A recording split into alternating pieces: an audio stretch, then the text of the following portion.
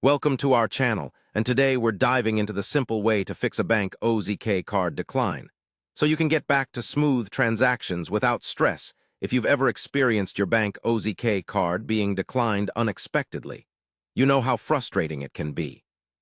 Fortunately, fixing this issue is often straightforward once you know the right steps.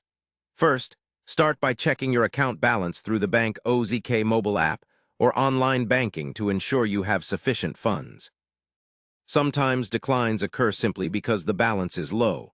Next, verify that your card hasn't expired by inspecting the expiration date printed on the card. An expired card will inevitably be declined. If the balance and card validity check out, review recent transactions for any suspicious activity. Fraud alerts can block your card to protect your funds. If you notice irregular activity, contact Bank OZK immediately. Another common reason for declines is a temporary hold placed on your card after unusually high or international transactions. To resolve this, call Bank OZK's customer service using the number on the back of your card and verify your identity so they can lift any holds.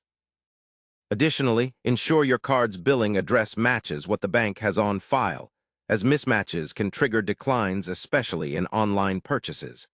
Update this information if needed through your online banking portal. Sometimes the issue lies with the payment terminal or merchant network rather than your card. Try using your card at a different terminal or make a transaction online to confirm. If it works elsewhere, the original point of sale equipment may be the problem. Finally, consider temporarily removing and re-adding your card if you use digital wallets like Apple Pay or Google Pay, as syncing issues can also cause declines. By following these steps methodically, checking balance, card validity, suspicious activity, holds, billing info, and terminal status, you can resolve most Bank OZK card decline issues quickly and confidently.